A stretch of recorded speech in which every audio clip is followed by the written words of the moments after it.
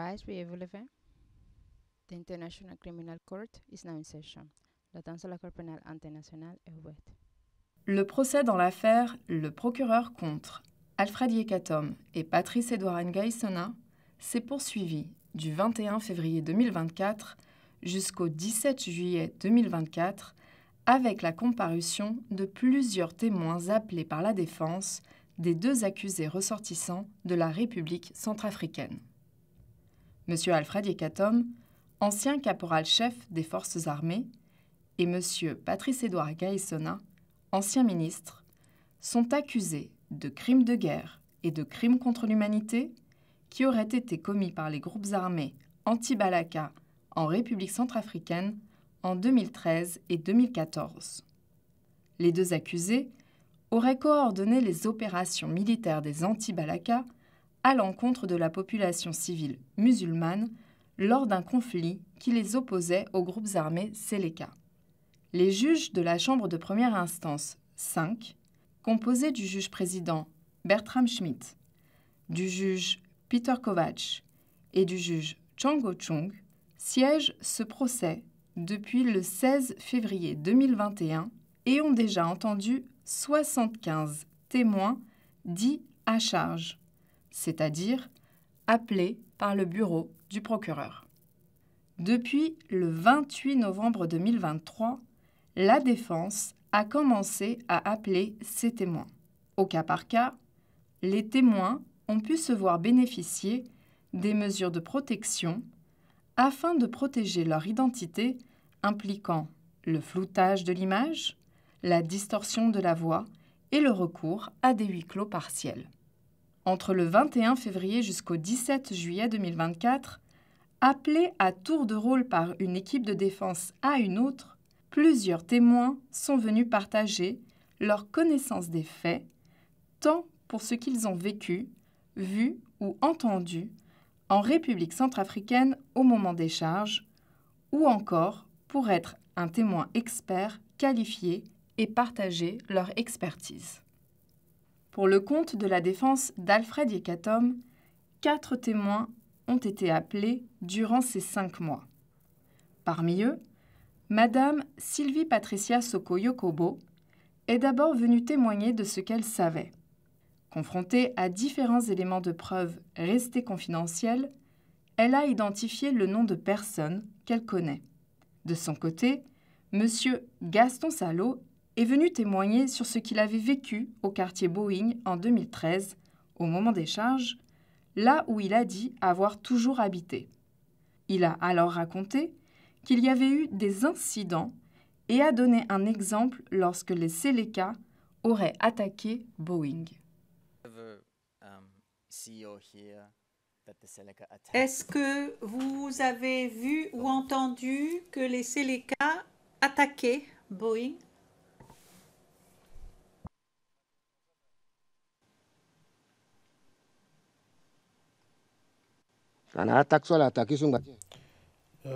Bon, pourquoi? Je vais vous dire pourquoi ils ont attaqué. Ils ont pris quelqu'un qui faisait le commerce de taxi-moto. Ils l'ont enchaîné et eux, ils étaient à côté, mangeaient de la papaye. La personne qu'ils ont enchaîné, c'était leur beau-frère. Il a eu des enfants avec leur sœur et il ne s'occupait pas de l'enfant. Ils ont pris leur beau-frère là, ils l'ont enchaîné et les jeunes s'étaient révoltés. Ils sont allés saccager un pont et les jeunes se sont soulevés. Les chefs du quartier sont arrivés, ils ont rencontré le délégué dont vous m'avez montré la photo tout à l'heure. Ils ont parlé avec le délégué et le délégué est allé les voir pour qu'ils puissent libérer leur beau-frère. C'est comme cela que les mésententes entre eux et la population ont commencé.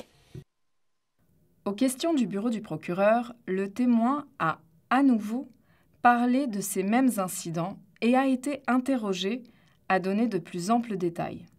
Lorsqu'il a dit avoir vu de ses yeux des personnes qui détruisaient la mosquée, l'accusation lui a demandé s'il avait pu voir la tenue de ces personnes et à quelle distance précisément ils se tenaient. Le juge-président Schmidt est intervenu pour avoir cette information. Monsieur le témoin, peut-être que nous pouvons essayer autrement. Vous avez donc un prétoire, un grand prétoire ici. Et si nous prenons cela comme référence, par exemple, la distance qui nous sépare tous les deux, vous et moi, quelle était la distance entre vous et les personnes qui étaient en train de démanteler la mosquée? À quelle distance vous trouviez?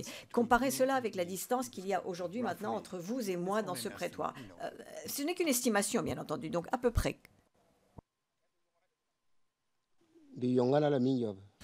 En tout cas, je n'étais pas loin d'eux. Tout ce qu'ils faisaient, je voyais, parce que je n'étais pas loin. Le juge président, et si vous comparez cela avec la distance qui nous sépare tous les deux, est-ce que vous étiez plus proche d'eux que vous l'êtes de moi ou plus loin? Si vous pouvez nous le dire, nous comprenons tous que c'était il y a longtemps.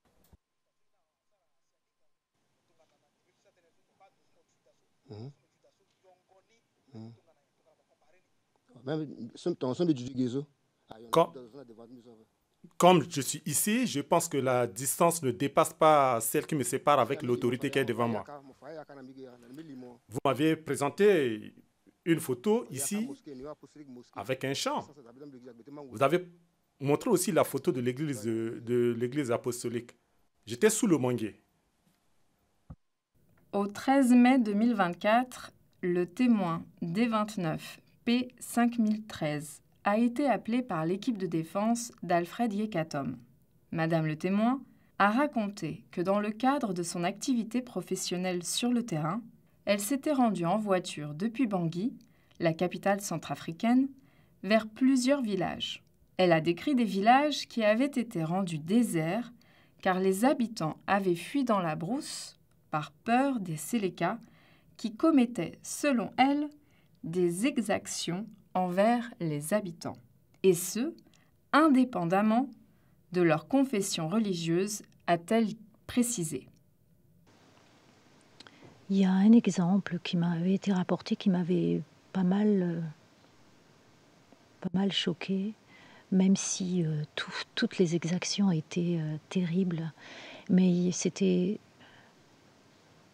Alors peut-être que je ne vais pas donner des éléments bien précis, mais de façon, il y avait un enterrement musulman de la communauté musulmane et donc pour cet enterrement, tous les jeunes escortent avec les motos. Et pendant l'enterrement, les éléments Séléka étaient venus enlever toutes les motos. Et donc, à la fin de l'enterrement, un responsable musulman de la communauté de ce village-là, je ne me souviens plus du nom du village, voilà, ce responsable musulman était allé les voir pour protester, pour leur dire que ce qu'ils faisaient n'était pas bien. Qu'eux avaient toujours vécu en très bonne entente avec les chrétiens dans ce village et qu'il n'y avait pas de raison de confisquer les motos comme ça, voilà. Et parce qu'il avait osé plaider pour les jeunes, sans parler de communauté ou d'appartenance religieuse, parce qu'il avait osé faire ça, il a été retenu par les éléments Séléka qui l'ont torturé jusqu'à ce qu'il meure. C'était un monsieur âgé. Et contrairement à ce qu'on pouvait penser, à ce qu'on pourrait penser, et même ce qu'on pouvait penser à l'époque, on pouvait se dire... les Séléka étant en majorité de confession musulmane seraient plus conciliants avec la communauté musulmane. Mais ce n'était pas toujours le cas. Voilà, c'était pas toujours le cas et ça, c'était une preuve. Et ils ont jeté ensuite son corps sur la route, une fois qu'il était mort, en demandant à la famille de venir le chercher, sauf que pour venir récupérer le corps et l'enterrer dignement, la famille a dû payer de l'argent. Aux questions du bureau du procureur, ce même témoin a confirmé que de nombreuses personnes avaient fui pour échapper aux attaques qui avaient lieu dans différents lieux de la ville de Bangui. De par l'information que vous avez reçue, parce que je comprends que vous étiez très bien informé que ces personnes-là, par la suite, alors qu'ils se trouvaient au quartier PK5, étaient cernés. Ils étaient là de façon récluse. Ils ne pouvaient pas vraiment sortir. C'est exact. Ils avaient crainte de sortir dehors, de mettre le pied dehors de l'arrondissement ou du quartier PK5. C'est exact? Je confirme qu'ils n'osaient pas sortir parce que justement, toute la jeunesse autour était révoltée. Voilà.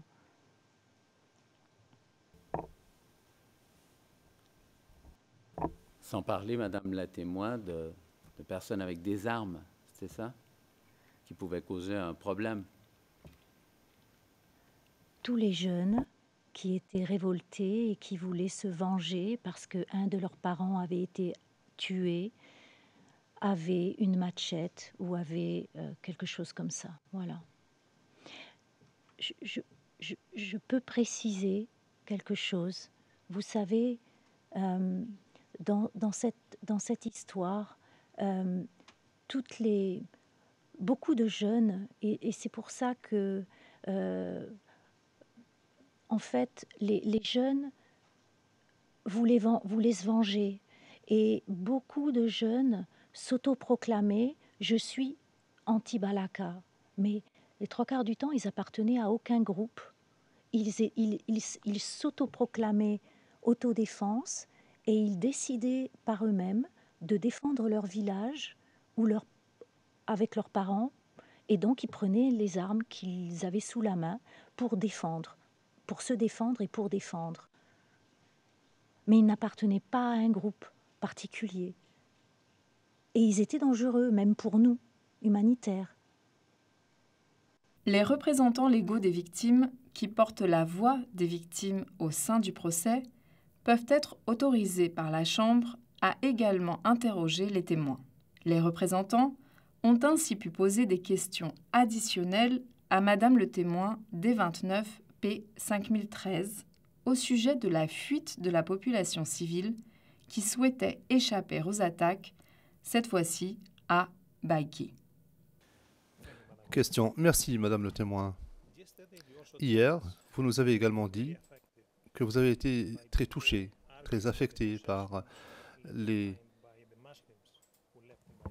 la question des biens laissés derrière par les musulmans lorsqu'ils ont quitté Baïki. Vous avez des informations au sujet de l'occupation des maisons quittées par les musulmans lorsqu'ils ont évacué Baïki.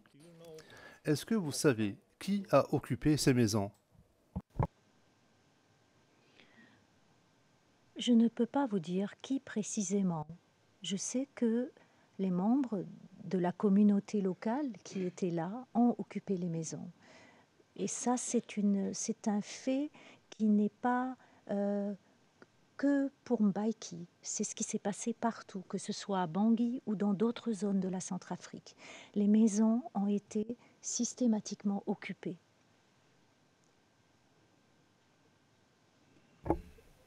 Question. Est-ce que vous disposez d'informations concernant l'endroit concernant ces maisons qui ont ainsi été occupées? Est-ce qu'elles sont toujours occupées? Alors, à l'heure d'aujourd'hui, je ne suis pas en mesure de vous dire si elles sont toujours occupées. Je sais qu'il y a une ONG qui s'occupe spécifiquement de ça, qui a un projet qui est pour ça, pour faciliter dans le cadre de la facilitation du retour des personnes qui avaient été déplacées ou des réfugiés. Maintenant, ils ne sont pas à Mbaïki. Voilà. Je sais qu'ils ne travaillent pas à Mbaïki. Donc, mais maintenant, précisément, moi-même, je ne me suis pas rendue sur place pour vérifier de mes yeux si les maisons étaient toujours occupées ou non. Voilà. Quelques mois plus tard, ce fut au tour du père Antares Madongagba d'être appelé par la défense d'Alfred Yekatom pour éclairer la Chambre sur les événements qui se sont déroulés en République centrafricaine. Pour l'abbé, l'ambiance qui régnait jusqu'à au moins 2013 était d'après lui bonne ou, a-t-il décrit, chacun vaquait à ses occupations. Lorsqu'alors interrogé sur l'arrivée des Séléka à Baïki, l'abbé a parlé de peur et de chaos, qu'il avait d'autant plus constaté en tant que responsable d'activité auprès de la population pour assurer un espace de dialogue entre les communautés musulmanes et chrétiennes. Mon déplacement à Pissa, ce n'était pas fortuit, il y avait une raison fondée. C'était qu'au niveau de la plateforme interreligieuse de Mbaïki, nous avons pris l'initiative d'aller à la rencontre des différentes forces en présence. Parce que en ce mois de janvier 2014, il y avait les Séléka de M. Anou en Baïki. Il y avait les gens de M. Yekatom qui étaient presque à l'entrée de Mbaïki, à Pissa. Et comme j'ai souligné ici plusieurs fois par rapport au contexte, donc il y avait ce sentiment de peur, de suspicion, d'inquiétude. Donc, on craignait un éventuel affrontement entre les Séléka de Mbaïki avec M. Yekatom et ses gens. Et voilà pourquoi nous avons pris la résolution au niveau de la plateforme d'aller dialoguer avec eux pour leur proposer aux deux parties l'éventualité d'une rencontre au niveau de la cathédrale de Sainte-Jeanne d'Arc. Voilà. Aux questions de l'accusation, Père Antares a été interrogé en détail sur la nature de ses activités et de son rôle dans le cadre des activités pour la plateforme religieuse dont il avait la charge, comme par exemple la nature de ses contacts avec l'un des accusés dans cette affaire, M. Yekatom. Pourquoi souhaitiez-vous ou avez-vous cherché à avoir les coordonnées de M. Yekatom?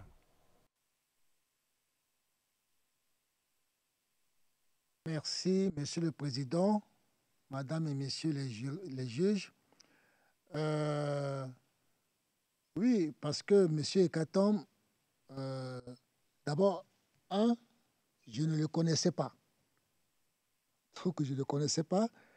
Et donc, l'information que j'ai eue, que le responsable de ce groupe qu'on appelait Anti-Balaka, hein, qui était à Pissa,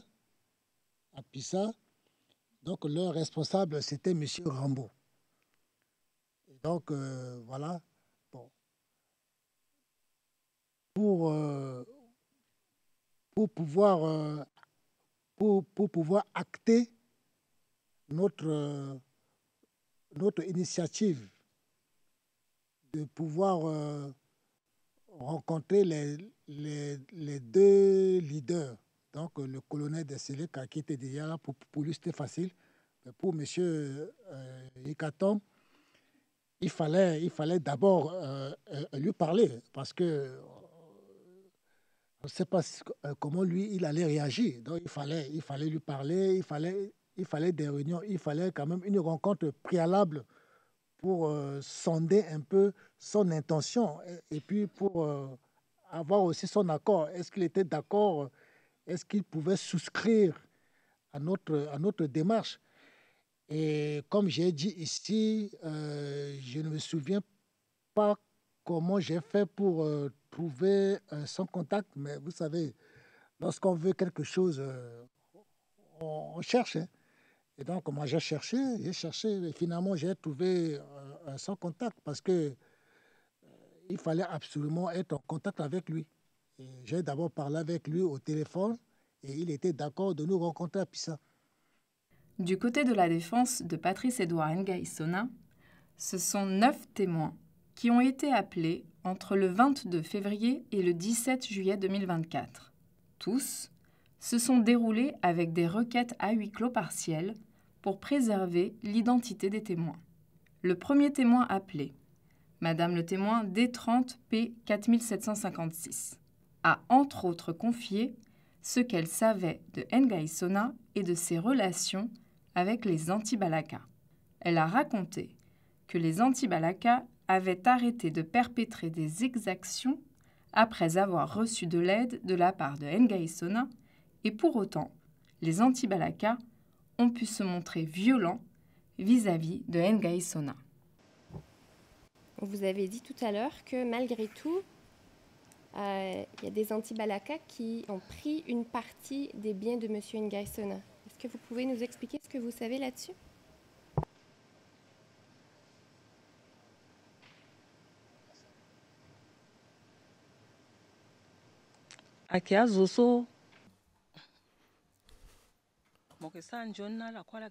C'était des personnes un peu ingrates. Vous pouvez lui faire du bien, mais quelquefois, il pouvait se retourner contre vous. Et un jour, il a appris qu'ils avaient commis un acte mauvais. Alors, il les a appelés pour les sermonner. Et ce jour-là, ils ont failli le tuer. Donc, ce sont des éléments mal intentionnés qui pouvaient se comporter très différemment.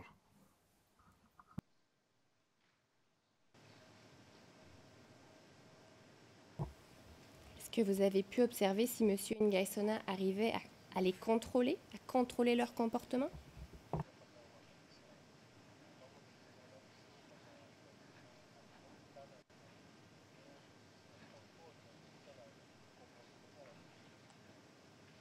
Je pense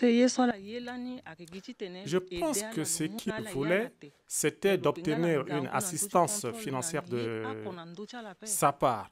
Lui-même, il n'avait aucune autorité sur eux. Face au bureau du procureur, il a été nécessaire que ce même témoin réponde majoritairement à huis clos partiel. En audience publique, elle a été confrontée à une vidéo où il lui a été demandé d'identifier un lieu et quelques noms de personnes. Question, merci pour cette précision. Vous avez déclaré aujourd'hui et hier, en raison de votre poste, de votre rôle particulier, vous étiez au courant de tout ce qui se passait dans le 4e arrondissement. Est-ce bien le cas?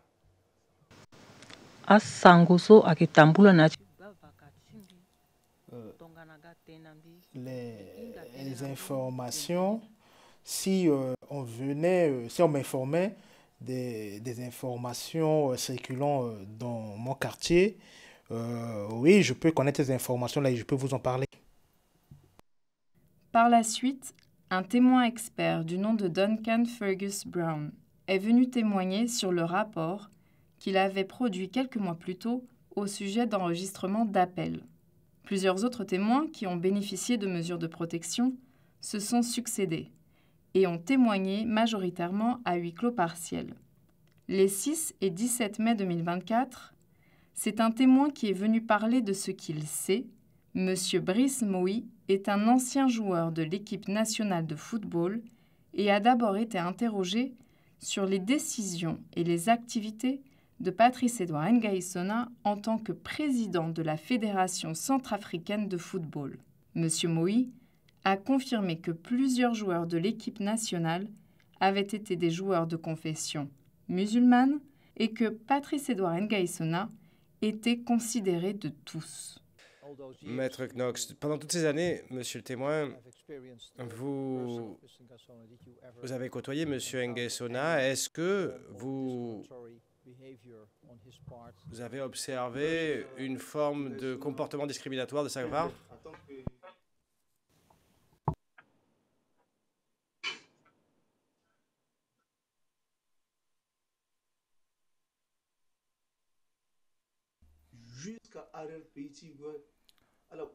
Vous savez, vous pouvez demander dans tout le pays concernant le football, on vous dira que Ngaïsouna n'a jamais fait du mal à quelqu'un, ni n'a jamais eu un comportement discriminatoire vis-à-vis de quelqu'un. On vous dira juste, il n'a jamais pris les armes, mais lui, c'est le ballon. Il prenait le ballon, il l'amenait au terrain pour que les gens puissent jouer. Vous savez, il est trop aimé des jeunes. Parce que quand il était président de la fédération, le football national a connu certains développements. Nous avons remporté des trophées au niveau sous-régional. C'est grâce à Ngaïsouna que le football centrafricain a eu un rayonnement à l'international. C'est pour cela qu'il est aimé de tous. Vous savez, on l'aime parce qu'il a contribué à l'avancement du pays. C'est pourquoi on continue de témoigner de ses bienfaits. Face au bureau du procureur, M. Moï a été confronté à ces déclarations antérieures. Le témoin a été interrogé en détail sur ses activités professionnelles et plus précisément sur les dates auxquelles il a dit avoir voyagé entre le Cameroun et la République centrafricaine. Alors, monsieur le témoin, le premier point sur lequel je vais m'attarder, c'est votre témoignage sur la date de votre retour du Cameroun en République centrafricaine. Donc, lorsque mon confrère vous a interrogé, vous avez affirmé que vous n'êtes rentré en République centrafricaine qu'après le décès de votre père en juillet 2015. C'est au transcrit 283, page 16, lignes 4 à 16. Et c'est aussi une information que vous aviez donnée dans votre déclaration écrite au paragraphe 16. Le problème de ce témoin, c'est que le bureau du procureur a collecté des données téléphoniques qui montrent que votre numéro centrafricain Télécel a envoyé ou reçu des appels téléphoniques alors qu'il était localisé à Bangui en 2014. Et monsieur le témoin, ces données montrent que, par exemple, le 18 août 2014, à 10h14, vous avez passé un appel alors que vous étiez dans le rayon d'une antenne relais téléphonique couvrant la zone de Gobongo à Bangui. Comment est-ce que vous expliquez cela?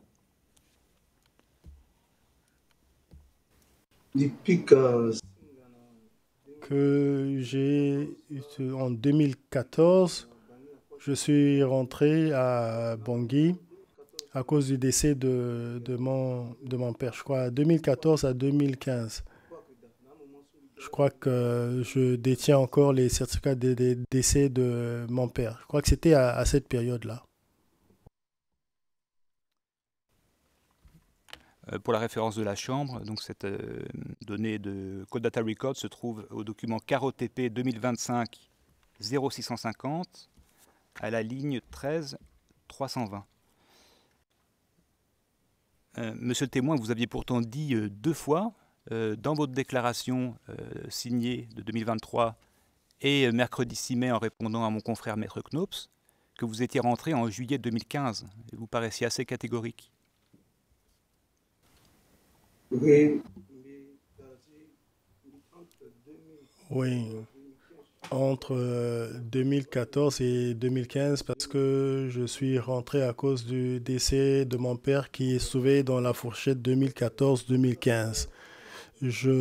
Peut-être, je ne me souviens pas précisément de la date, mais ce sont les périodes clés. Une autre témoin a été appelée par l'équipe de défense de Patrice Edouard Ngaïsouna du nom de Odette Namsona et dont la fonction avait été conseillère à la mairie de Bossangoa en qualité de présidente de l'Organisation des femmes centrafricaines, dit OFCA. En début de témoignage, Madame Namsona a donné des éclaircissements sur comment vivaient les communautés musulmanes et chrétiennes au sein de la ville. Madame Namsona, je vais maintenant passer à des questions un peu plus substantielles.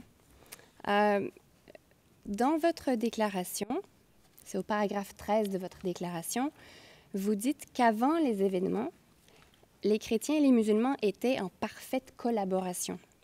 Est-ce que vous pourriez nous expliquer ce que vous entendez par là, par parfaite collaboration?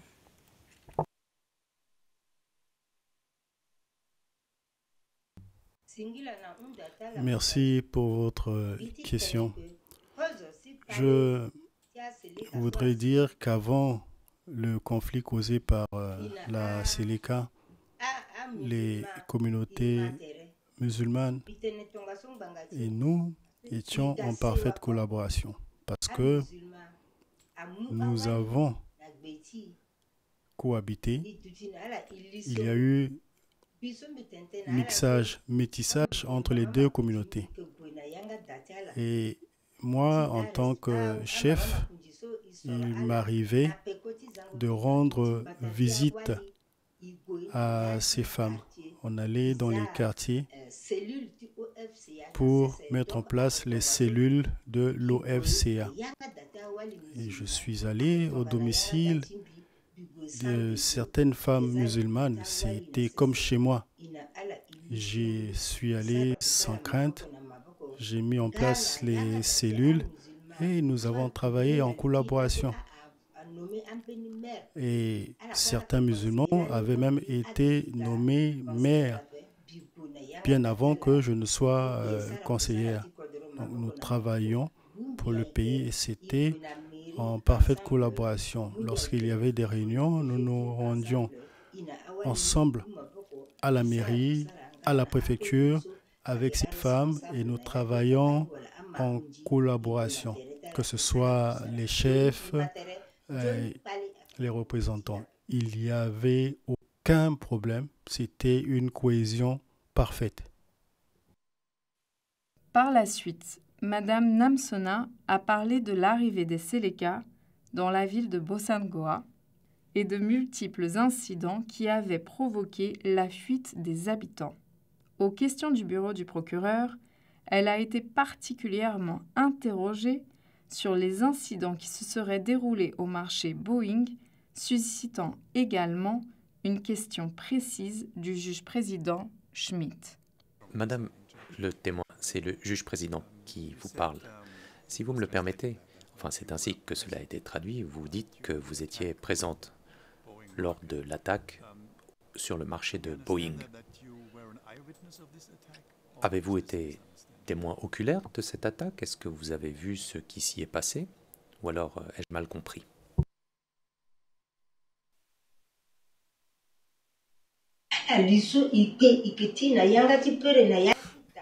On était dans une maison au bord de la brousse, mais nous n'avons pas vu ce qui s'est passé. Nous ne pouvons pas sortir pour voir les événements. On était dans la maison, cachés. On n'était pas dehors pour voir ce qui s'est passé. Ce n'était qu'après que nous avons vu quelques cadavres des musulmans et on nous a appris qu'ils avaient été tués par les anti-Balaka. Ce jour-là, les Seleka couraient dans tous les sens et tuaient des gens. Nous, on ne pouvait pas sortir, on était à l'intérieur de la maison. C'était après une certaine accalmie que nous sommes sortis pour aller à l'aéroport. On ne pouvait pas supporter les fusillades, on ne pouvait pas supporter la violence des événements. On n'était pas dehors pour voir ce qui se passait. Au total, depuis novembre 2023 jusqu'au 17 juillet 2024, 9 témoins ont été appelés par l'équipe de la défense d'Alfred Yekatom et 9 témoins également pour l'équipe de la défense de Patrice-Edouard Ngaïsona. Le procès dans l'affaire, le procureur contre Alfred Yekatom et Patrice-Edouard Ngaïsona se poursuivra à la reprise des vacances judiciaires.